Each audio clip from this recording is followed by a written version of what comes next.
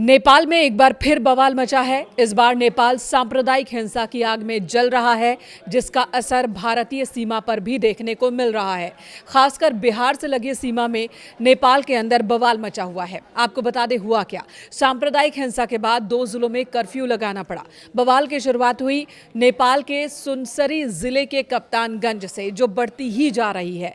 26 जुलाई को कांवड़ यात्रा के दौरान 2 समुदायों के बीच विवाद की शुरुआत हुई और इसी बीच एक युवक की मौत हो गई पुलिस कार्रवाई में, जिसके बाद हिंसा भड़क उठी। आग पर काबू पाना मुश्किल हो रहा है।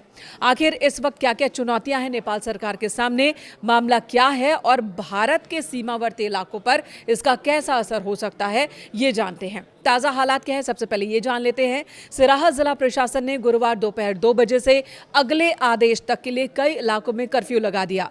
पूर्व पश्चिम राजमार्ग के कसाहा खोला से लेकर चोहरवा चौक तक, उत्तर दक्षिण के कई महत्वपूर्ण चौराहों तक लोगों के घर से बाहर निकलने पर प्रतिबंध लगा दिया गया है। इसके अलावा सोनसरी जिले के इनरुआ, दुहाबी, भोकराहा और देवानगंज में पहले से ही जो कर्फ्यू लागू है उसकी अवधि बढ़ा दी गई है, अनिश्चितकालीन के लिए कर दी गई है। आपको बता दें 26 जुलाई को एक हिंदू श्रद्धालु कोसी बैराज से पवित्र जल लेकर कप्तानगंज चौक की तरफ जा रहे थे। आरोप है कि तेज आवाज में डीजे पर संगीत बज रहा था जब कांवड़िए जा रहे थे, जिसका विरोध किया कुछ मुस्लिम लोगों ने और यहीं से विवाद की शुरुआत हो गई। बहस हुई और बहस इतनी बढ़ती चली गई कि वहां पर भीड़ इकट्ठा हो गई।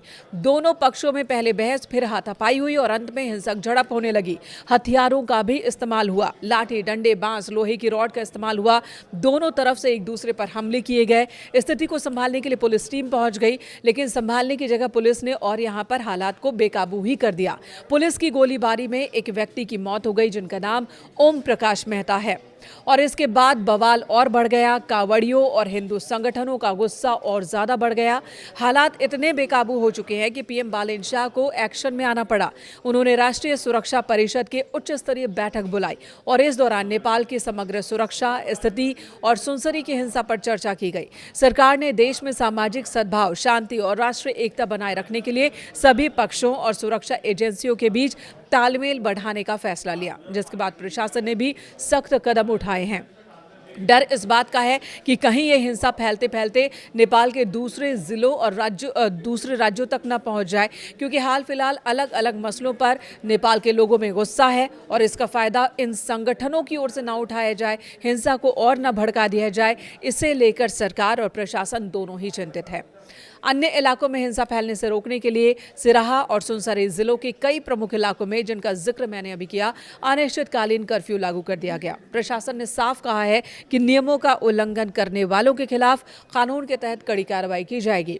प्रशासन के मुताबिक राजनीतिक दलों, स्थानीय लोगों और सुरक्षा बलों के संयुक्त प्रयासों से फिलहाल स्थिति धीरे धीरे सामान्य हो रही है, लेकिन एहतियातन कई और कदम उठाए जा रहे हैं और पूरे शहर में इन जिलों में चाक चौबंद सुरक्षा व्यवस्था की गई है, ताकि किसी भी तरह की अफवाह या नई हिंसा को रोका जा सके।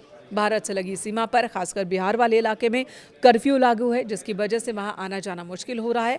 वो लोग जो कांवड़ के महीने में कप्तानगंज जाते हैं, भारत के भी इलाके से बड़ी संख्या में लोग जाते हैं और उन लोगों की आवाजाही भी फिलहाल रुकी हुई है।